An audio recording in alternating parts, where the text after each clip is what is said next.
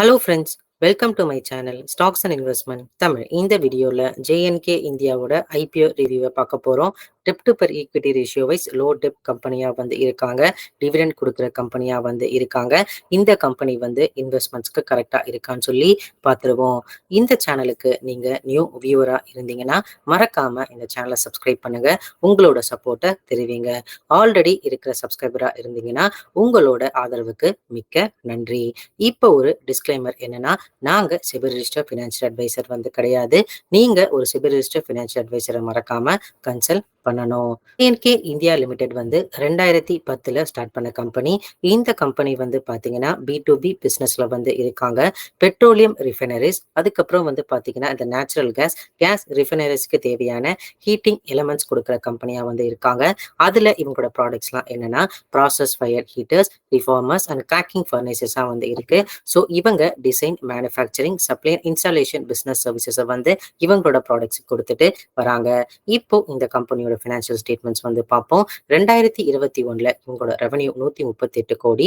அது 2023 9 months financial year 2024 256 கோடியா உயர்ந்திருக்கு. ஆனா 2023 கம்பேர் பண்ண சொல்ல இந்த 9 months financial year 2024 total revenue கொஞ்சம் ஸ்லைட்டா லோயரா தான் இருக்கு. ப்ராஃபிட் ஆஃப்டர் டாக்ஸ் பாத்தீங்கன்னா 2021 16 கோடி, 2022 35 கோடி, 2023 46 கோடி, 9 months ஃபினான்ஷியல் இயர் 2024 46 கோடி அளவுக்கு ப்ராஃபிட் ஆஃப்டர் டாக்ஸ் பார்த்திருக்காங்க. இந்த கம்பெனியோட டோட்டல் நெட்வொர்க் 168 கோடியா இருக்கு. அசெட்ஸ் 453 கோடி அளவுக்கு இருக்காங்க. ரிசர்வ்ஸ் அண்ட் சர்ப்ளஸ் 158 கோடியா இருக்கு. டோட்டல் போரிங்ஸ் 56 கோடியா இருக்கு. ரீசெண்ட் டைம்ஸ்ல இந்த டோட்டல் போரிங்ஸ் இன்க்ரீஸ் ஆயிருக்கு. டெப்ட் டு பெர் ஈக்விட்டி ரேஷியோ 0.34 அளவுக்கு இந்த கம்பெனி வச்சிருக்காங்க. ஸோ குறைந்த டெப்ட் உள்ள கம்பெனியா இருக்காங்க. அதுக்கேற்ற மாதிரி ரிசர்வ்ஸ் அண்ட் சர்ப்ளஸஸும் இந்த கம்பெனி கிட்ட இருக்கு.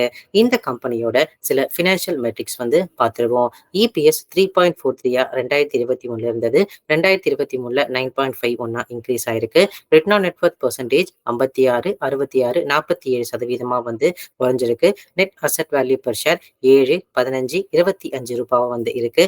ஆர்ஓசிஇ பெர்சன்டேஜ் 71, 83, 57% குறைஞ்சிருக்கு. எபிட்டா மார்ஜின்ஸ் ஆல்மோஸ்ட் 18% மெயின்டைன் பண்ணிட்டு வராங்க. அதுக்கேற்ற மாதிரி நீங்க ஏர்லி பேசிஸ்ல பாத்தீங்கன்னா இவங்க நெட் ப்ராஃபிட் மார்ஜின்ஸும் 11 to 12% அளவுக்கு மெயின்டைன் பண்ணிட்டு வராங்க. டெப்ட் பெர் ஈக்விட்டி ரேஷியோ 0.36 இருக்கு. இந்த கம்பெனியோட IPO dates 23 to 25 April 2024. Issue price 395 ரூபாய், 415 ரூபாய் ஒரு ஷேரா இருக்கு. ஃப்ரெஷ் இஷ்யூ 300 கோடி அளவு கொடுத்திருக்காங்க. ஆஃப் ஆஃப் சேல் 349 கோடி அளவுக்கு இருக்கு. ஒரு லாட் சைஸ் 36 ஷேர் 14,940 ரூபாய் இன்வெஸ்ட் பண்ற மாதிரி இருக்கும். ஃபேஸ் வேல்யூ 2 ரூபாய் ஒரு ஷேர். ரீட்டைல் அலோகேஷன் 35% இருக்கு. Listing on BSE and NSE. Allotment date 26 April 2024. Initiation of refunds 29 April 2024. Transfer of shares to demat account 29 April 2024. IPO listing date பார்த்தீங்கன்னா 30 April 2024 இருக்கு. இப்போ இந்த கம்பெனில அப்ளை பண்ணலாமா வேண்டாமா, லிஸ்டிங் ஏஜ் எப்படி இருக்க பொழுது, short term and long term predictions எப்படி இருக்குன்னு சொல்லி பார்த்துருவோம். ஸோ இந்த கம்பெனியோட ஃபர்ஸ்ட் ஃபினான்ஷியல் பெர்ஃபார்மன்ஸும் சரி, இந்த கம்பெனியோட பிசினஸ் பெர்ஃபார்மன்ஸ் பார்த்துருவோம். ஸோ இவங்களோட ப்ராடக்ட்ஸ் எல்லாமே oil and gas refineries, petrochemical and fertilizer இண்டஸ்ட்ரீஸ்ல யூஸ் பண்ற ப்ராடக்ட்ஸா இருக்காங்க. பிளஸ் இந்த இந்தியன் ஹீட்டிங் எக்யூப்மெண்ட்ல மேக்ஸிமம் 7 கம்பெனிஸ் தான் இருக்காங்க. அந்த 7 கம்பெனிஸ்ல இவங்களும் ஒரு ப்ராமினன்ட் பிளேயர்ஸா இருக்காங்க. இவங்களோட டொமஸ்டிக்கா கம்ப்ளீட்டட் ப்ராஜெக்ட்ஸ் எங்கெல்லாம் இருந்திருக்குன்னா ஆந்திர பிரதேஷ், அசாம், பீகார், கர்நாடகா, கேரளா, மகாராஷ்டிரா, தமிழ்நாடு அண்ட் வெஸ்ட் பெங்கால்ல இருந்திருக்கு. குளோபலா இவங்க கம்ப்ளீட்டட் ப்ராஜெக்ட்ஸ் எங்கெல்லாம் பண்ணிருக்காங்கன்னா நைஜீரியா அண்ட் மெக்சிகோல பண்ணிருக்காங்க.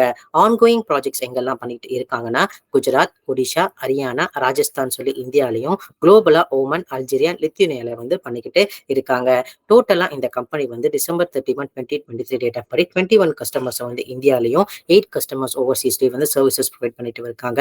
டோட்டலா 12 ஆயில் ரிஃபைனிங் கம்பெனிஸ் இந்தியால இருக்குல்ல, 7 கம்பெனிஸ் இவங்களோட கிளைண்ட் பேஸ்டா இருக்காங்க, கஸ்டமர்ஸா இருந்திருக்காங்க. பிளஸ் இவங்களோட ஹீட்டிங் எக்யூப்மெண்ட் ப்ராடக்ட்ஸ் பாத்தீங்கன்னா ஓவராலா 24 ஆப்ரேட்டிங் ஆயில் ரெஃபைனரிஸ் இருக்கு அக்ராஸ் இந்தியால. அதுல 11க்கு பாத்தீங்கன்னா இவங்க ப்ராடக்ட்ஸ் சப்ளை பண்ணிட்டு இருந்திருக்காங்க, இல்ல சப்ளையும் பண்ணிருக்காங்க. இந்த கம்பெனியோட நோட்டபிள் கஸ்டமர்ஸ்லாம் யாரெல்லாம் இருக்காங்கன்னா நீங்க ஆல்ரெடி தமிழ்ல பார்த்திருப்பீங்க. Indian oil corporation limited, Tata projects limited, Rashtriya chemicals and fertilizer limited, Numaligarh refinery லிமிடெட்லாம் இருக்காங்க. பிளஸ் இந்த கம்பெனி புதுசா பாத்தீங்கன்னா அந்த ரினியூவபிள் எனர்ஜி செக்டர்லயும் போயிருக்காங்க. லைக் ஆன்சைட் ஹைட்ரஜன் ப்ரொடக்ஷன்ஸ் மூலமா பண்ணிருக்காங்க. ஹைட்ரஜன் ஃபியூல் ஸ்டேஷனை பண்ணிட்டு இருக்காங்க. அது மட்டும் இல்லாம சோலார் ஸ்பேஸ்ல solar photovoltaic EPC cells இந்த கம்பெனி பண்ணிக்கிட்டு இருக்காங்க. இந்த கம்பெனியோட டோட்டல் ஆர்டர் புக் வந்து பார்த்தீங்கன்னா 845 கோடியா இருக்கு. டிசம்பர் 31 2023 டேட்டா படி ஆல்மோஸ்ட் எங்க ரெவன்யூ விட கொஞ்சம் அளவுக்கு டபுளா வந்து இருக்கு. அதுல 729 கோடி ப்ராஜெக்ட்டோட வொர்த் வந்து இந்தியாலயும், 116 கோடி ப்ராஜெக்ட்டோட வொர்த் வந்து பார்த்தீங்கன்னா ஓவர்சீஸ் மார்க்கெட்லயும் வந்து வச்சிருக்காங்க. நான் டோட்டலா சொன்ன 7 பிளேயர்ஸ் அந்த 18 எக்யூப்மென்ட் பிளேயர்ஸ்ல வந்து இருக்காங்க. அதுல 3 பிளேயர்ஸ் மட்டும் தான் வந்து இவங்கள மாரியே ரிஃபார்மர்ஸ் அண்ட் கிராக்கிங் ஃபர்னிச்சர்ஸ் வச்சிருக்காங்க. அதுல ஒன் ஆஃப் த பிளேயர்ஸ் இவங்க தான். மார்க்கெட் ஷேர் வந்து இந்த ஆர்டர் புக்க கன்சிடர் பண்ணும்பொழுது 27% அளவுக்கு மார்க்கெட் ஷேர் வந்து இந்த கம்பெனி வச்சிருக்காங்க. ஃபினான்ஷியல் வைஸ் பார்க்கும்பொழுது இவங்களோட எபிட்டா மார்ஜின்ஸ் வந்து பார்த்தீங்கன்னா, கிட்டத்தட்ட 68% அளவுக்கு சிஏஜிஆர்லயும், இவங்களோட ரெவென்யூ ஃப்ரம் ஆப்பரேஷன் வந்து பார்த்தீங்கன்னா 71% அளவுக்கு சிஏஜிஆர்லும், இவங்களோட ப்ராஃபிட் ஆஃப்டர் டாக்ஸ் வந்து பார்த்தீங்கன்னா 67% அளவுக்கு சிஏஜிஆர்லயும் இன்க்ரீஸ் ஆயிருக்கு. இந்த கம்பெனியோட பேட் மார்ஜின்ஸ் வந்து பார்த்தீங்கன்னா ஆல்மோஸ்ட் 11% to 12% எபிட்டா மார்ஜின்ஸ் மாரியே ஸ்டாக்னெட்டா இருந்திருக்கு. ஆர்ஓசிஇ மார்ஜின்ஸ் வந்து பார்த்தீங்கன்னா 71, 83, 57, 34% அளவுக்கு இருந்திருக்கு. கடந்த 3 ஃபினான்ஷியல் இயர் எடுத்து பார்க்கும்போது இவங்க ஆவரேஜ் இபிஎஸ் 7.83 ஆகவும், average return on net Worth percentage 55.36% அளவுக்கு வந்து இருக்கு. பிளஸ் இந்த கம்பெனியோட பிரைஸ் டு புக் வேல்யூ எடுத்து பார்க்கும்பொழுது இவங்களோட பிரைஸ் டு புக் வேல்யூ 11.91 வந்து இருக்கு. இதே 34.84 நாம எடுக்கும்பொழுது, இதே போஸ்ட் ஐபிஓ நாம கன்சிடர் பண்ணும்பொழுது 5.47 இருக்கு.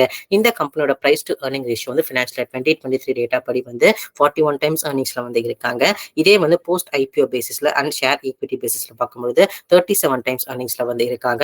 இவங்க பிஎஸ் எல்லாம் வந்து கொஞ்சம் ஹையர் சைட்ல வந்து 100 டைம்ஸ் அந்த மாதிரி இருக்கும்போது இவங்க வேல்யூவேஷன்ஸ் கொஞ்சம் கம்மியா இருக்கு. ஸோ அதனால இந்த கம்பெனி கொஞ்சம் ரன் அப் ஆகிறதுக்கும் வாய்ப்புகள் இருக்கு.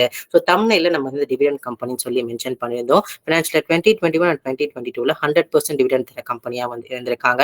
ஃபினான்ஷியல் 2023 வந்து 15% டிவிடெண்டும், 9 months ஃபினான்ஷியல் 2024 வந்து 15% அளவுக்கு டிவிடெண்ட் கொடுக்குற கம்பெனியா இருக்காங்க. கரண்ட் கிரே மார்க்கெட் பிரீமியம் இந்த கம்பெனிக்கு எதுவும் கன்பர்ல. ஸோ லிஸ்டிங் கெயின்ஸ் வந்து 0% லிஸ்டிங் கெயின்ஸ் அளவுக்கு வந்து காமிக்குது. ஒரு ரீசென்ட் டைம்ல தெர்மேக்ஸ்னு சொல்லி ஒரு கம்பெனி உங்க பிஎஸ் வந்து ஒரு நல்ல ரன் அப் வந்து கொடுத்திருக்காங்க. அந்த மாதிரி ஏதாவது மொமெண்டம் இந்த மாதிரி குரூப் செக்டாருக்கு தென்படுதான்னு சொல்லி நம்ம பார்ப்போம். பட் இப்போதைக்கு இந்த கம்பெனி வந்து ஒரு மியூட்டட் லிஸ்டிங் இல்லைன்னா வந்து லிஸ்டிங் பிரைஸ் கீழே லிஸ்ட் ஆகிறதுக்கும் வந்து வாய்ப்புகள் இருக்கு. லிஸ்டிங் கெயின்ஸ் அப்ளை பண்றதுக்கு நான் என்ன சொல்ல விரும்புறேன்னா, இந்த கம்பெனி ஒரு ஃபேன்சி பிசினஸ்ல வந்து இல்லைங்க. ஸோ அதனால ரொம்ப பெரிய லிஸ்டிங் கெயின்ஸ் வந்து எதிர்பார்க்காதீங்க. சில சமயம் இந்த மாதிரி ஸ்டாக் வந்து பாத்தீங்கன்னா ஐபிஓ பிரைஸ் கீழே லிஸ்ட் ஆகிறதுக்கும் வாய்ப்பு இருக்கு. அதை நீங்க மறந்துட கூடாது. Short term and long term investors நான் என்ன சொல்ல விரும்புறேன்னா, இவங்க இருக்கிற பெட்ரோலியம் ரெஃபினரிஸ் மார்க்கெட் 2045ல டபுள் ஆகிறதுக்கு வாய்ப்பு இருக்கு. ரீசெண்டா போஸ்ட் கோவிட்க்கு அப்புறம் இந்த கன்சம்ப்ஷன் ட்ரெண்ட் வந்து பார்த்தீங்கன்னா ரீசெண்டா இந்த பெட்ரோ கெமிக்கல்ஸ் ரிலேட்டட் செக்மெண்ட் வந்து பார்த்தீங்கன்னா 10% அளவுக்கு வந்து உயர்ந்திருக்கு. ஸோ அதனால இவங்களுக்கு ஆம்பிள் ஆஃப் ஆப்பர்ச்சுனிட்டிஸ் வந்து இருக்கு. டோட்டலா 7 கம்பெனிஸ் தான் வந்து இந்த இந்தியன் மார்க்கெட்டை வந்து டாமினேட் பண்ண இந்த ஹீட் எக்யூப்மெண்ட்ல. அதுல ஓரளவுக்கு ஒரு நல்ல கம்பெனியாகவும் இந்த கம்பெனி வந்து இருந்திருக்காங்க. எபிட்டா மார்ஜின்ஸ் இருந்தாலும் சரி, ரெவன்யூ மார்ஜின்ஸ் இருந்தாலும் சரி, ப்ராஃபிட் மார்ஜின்ஸ் இருந்தாலும் சரி 60% மேல சிஏஜிஆர்ல வந்து இன்க்ரீஸ் ஆயிருக்கு.